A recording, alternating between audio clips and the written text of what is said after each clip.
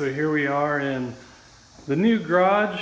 Slowly but surely we're getting moved in and making it our own. It's a process, like all things. But anyway, today I wanted to talk electric fuel pumps, some of the logistics with those, and then why I have my Galaxy fuel cell sitting here with a tank sump. So if you follow my videos, I have this old 65 Rat Trap Galaxy 5-speed 411 posi traction car. I drove all the way down to Virginia and I've autocrossed a few times. You know, with under hood heat and whatnot, I tried to cool my fuel down, I guess, rather. And I put an electric fuel pump on it, and then I added a return line because when I was driving down to Virginia, I was deadheading that pump enough in stop and go traffic that it actually burned the pump up. So I really advocate having a return line. I've never had an electric fuel pump problem ever since I've had return lines as far as them failing.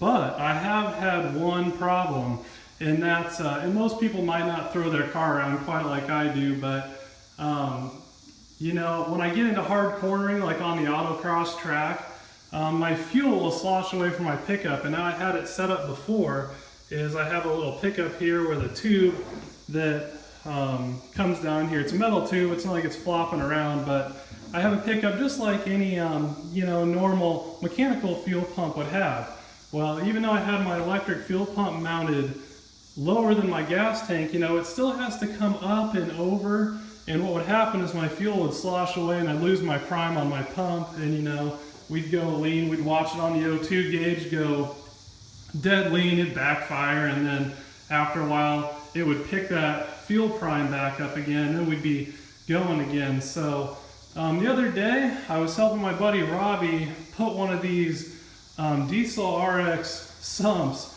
in his, I don't know, 2003 Cummins Dodge.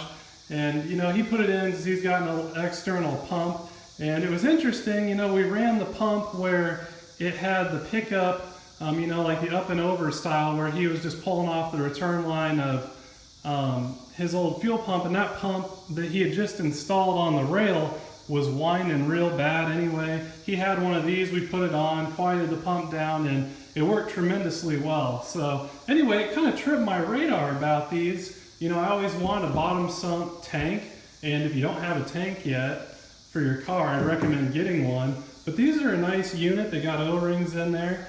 They snap on the bottom with some plates inside that have cuts in them as well, so fuel can still get in anyway. It's real good stuff, and I'll post some pictures kind of what it looks like and how I went about the install.